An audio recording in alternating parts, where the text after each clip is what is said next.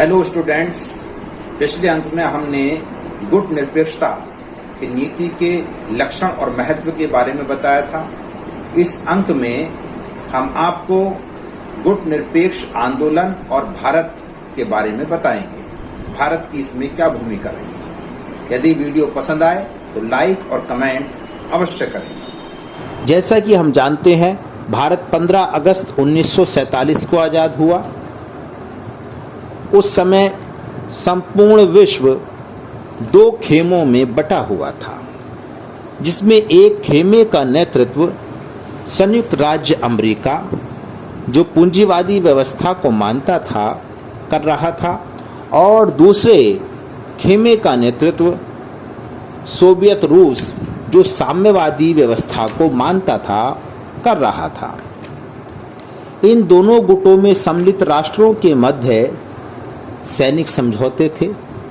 भारत आज़ाद हुआ तो दोनों महाशक्तियों ने भारत को अपने अपने गुट में सम्मिलित करना चाहा, लेकिन भारत ने इसे स्वीकार नहीं किया। भारत ने एक अलग तरह की नीति अपनाई, जिसे हम गुट निरपेक्षता की नीति के नाम से जानते हैं।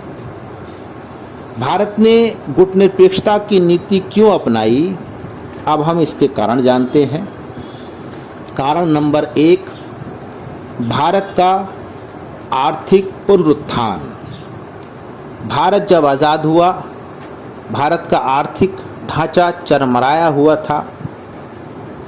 भारत को नवनिर्माण करना था आर्थिक रूप से, और ये तभी हो सकता था जब शांति का वातावरण उपस्थित हो, तनाव की स्थिति भारत के लिए न हो। इसलिए भारत ने किसी भी गुट में सम्मिलित होना स्वीकार नहीं किया। नंबर 2, स्वतंत्र विदेश नीति के संचालन के लिए भारत की ये परंपरा रही है कि भारत की विदेश नीति हमेशा से स्वतंत्र रही है। जब वह आज़ाद था, हमें जब आज़ादी मिली तो इसमें लाखों देश प्रेमियों का बलिदान समाहित था,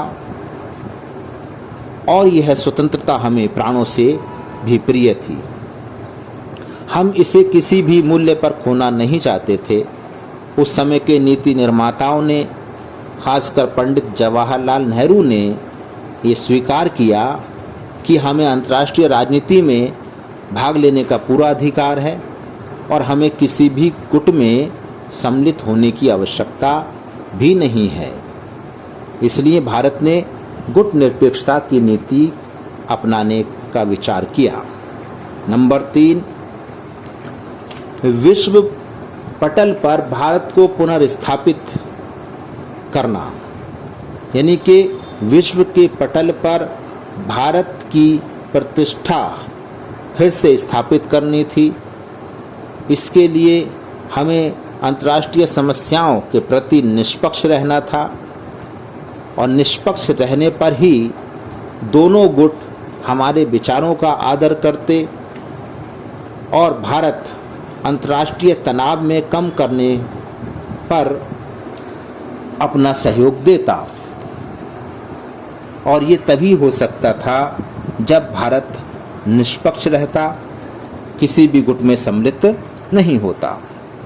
नंबर 4, शांति व अहिंसा की नीति। भारत की हमेशा से शांति और अहिंसा की नीति रही है। भारत शांति और अहिंसा का देश रहा है। महावीर का अहिंसा परमो धर्म के वाक्य को मानने वाला और महात्मा बुद्ध के करुणा के सिद्धांत को मानने वाला भारत है, और भारत नहीं चाहता था कि वो शांति का मार्ग छोड़कर तनाव का मार्ग अपनाए। भारत ने हमेशा से महत्वाकांक्षी विस्तारवादी राष्ट्रों की मुखालफत की थी, और भारत के परंपरागत दर्शन में भी वसुधैव कुटुंबकम का भाव मिलता है, और इसी कारण से हमने शांति की नीति को अपनाया, और शांति की नीति गुट निरपेक्षता की नीति ही थी उस समय। नंबर 5, दोनों राष्ट्रों से आर्थिक सहायता प्राप्त करने के लिए। दोनों राष्ट्रों से हमें आर्थिक सहायता प्राप्त करनी थी। यदि भारत किसी भी गुट में सम्मिलित हो जाता तो दूसरे गुट का नेतृत्व करता हमसे नाराज हो जाता और इस परिवेश में भारत का विकास संभव नहीं था। नंबर 6, भौगोलिक स्थिति। भारत की भौगोलिक स्थिति इस प्रकार की थी कि भारत किसी भी गुट में सम्मिलित नहीं हो सकता था। यदि भारत किसी एक गुट में सम्मिलित हो जाता तो उसके अस्तित्व को ही खतरा उत्पन्न हो जाता। इसलिए भारत ने किसी भी गुट में सम्मिलित होना स्वीकार नहीं किया। नंबर 7, एशियाई राष्ट्रों को दोनों गुटों से दूर रखने हेतु भारत ने सोचा कि एशियाई राष्ट्रों को दोनों गुटों से दूर रखकर ही एशिया का विकास हो सकता है और भारत यदि गुट निरपेक्षता की नीति को अपनाएगा तो अन्य एशियाई देश उसे बड़े आदर के साथ देखेंगे।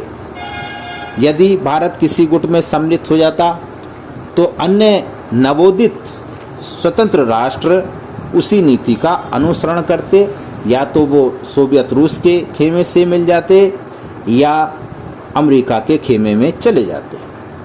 नंबर 8, पंडित जवाहरलाल नेहरू की मान्यता और नीति। पंडित जवाहरलाल नेहरू का व्यक्तित्व इस प्रकार का था कि वो अमन और चैन चाहते थे, क्योंकि पंडित नेहरू के विचार दर्शन में विश्व शांति के द्वारा ही अंतर्राष्ट्रीय स्तर पर विकास किया जा सकता है। संसार के राष्ट्र केवल शांतिपूर्ण वातावरण में ही एक दूसरे का सहयोग करते हुए आगे बढ़ सकते हैं। इसलिए भारत ने गुट निरपेक्षता की नीति अपनाई। इसमें कोई संदेह नहीं है कि गुट निरपेक्षता की नीति को अपनाने में भारत को फायदा हुआ है। अब हम आपको बता रहे हैं गुट निरपेक्ष आंदोलन में भारत की क्या भूमिका रही। जैसा कि हम जानते हैं कि जब गुट निरपेक्षता की नींव रखी गई थी तो पंडित जवाहरलाल नेहरू ने इसमें महती भूमिका अदा की थी। वो संस्थापक सदस्यों में से एक थे। भारत ने ही एशिया और अफ्रीका के नए आज़ाद हुए देशों को एक किया था, एकता के सूत्र में बांधने का प्रयास किया था।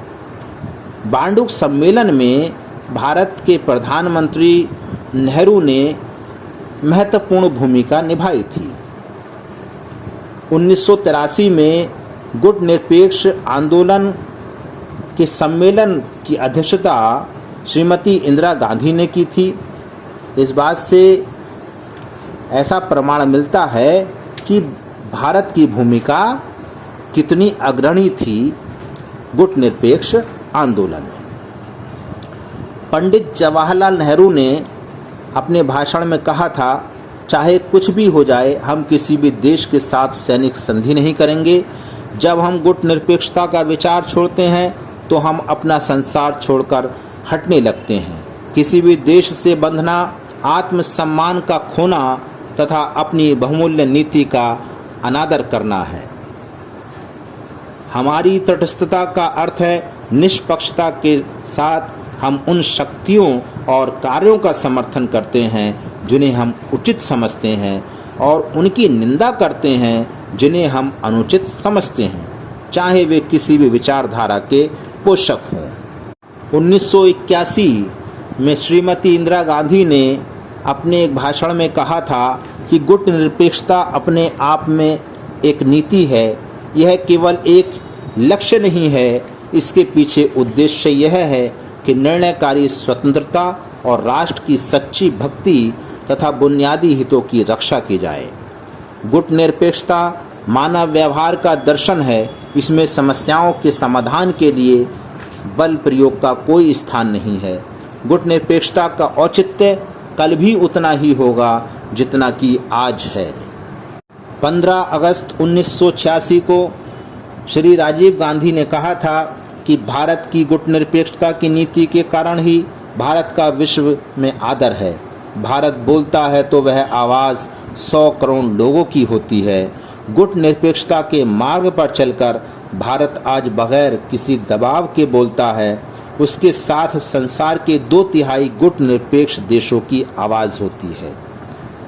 गुटनिरपेक्ष आंदोलन के 9वें शिखर सम्मेलन में प्रधानमंत्री राजीव गांधी ने कहा था कि गुटनिरपेक्ष आंदोलन तभी गतिशील रह सकता है जब यह उन्हीं सिद्धांतों पर चले जिन पर चलने का वायदा किया गया था।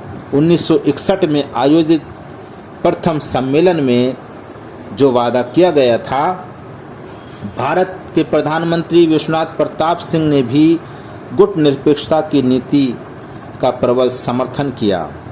अनेक अंतर्राष्ट्रीय दबावों के बावजूद भी भारत ने गुटनिरपेक्षता की नीति नहीं छोड़ी है। 2003 के कुआलालंपुर सम्मेलन को संबोधित करते हुए भारत के प्रधानमंत्री अटल बिहारी वाजपेयी ने कहा था कि अब गुटनिरपेक्ष आंदोलन का इतिहास नए सिरे से लिखा जाना चाहिए।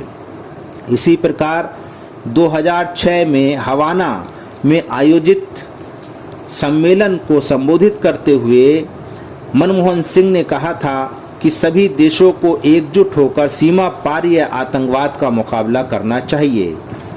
इसी प्रकार उपराष्ट्रपति हामिद अंसारी ने अपने भाषण में 17वें गुटनिरपेक्ष शिखर सम्मेलन में कहा था कि भारत अमेरिका साझेदारी मजबूत होने से भारत की विदेश नीति में कोई बदलाव नहीं आया है और गुटनिरपेक्ष आंदोलन का महत्व बना हुआ है।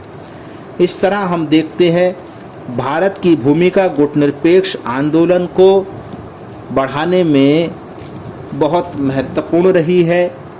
इसकी मजबूती के लिए भारत ने सदैव काम किया है। कुछ अवसरों पर भारत के प्रधानमंत्री इसमें सम्मिलित नहीं हुए हैं, लेकिन ऐसा नहीं माना जाना चाहिए कि हमने गुटनिरपेक्षता की नीति का परित्याग कर दिया है।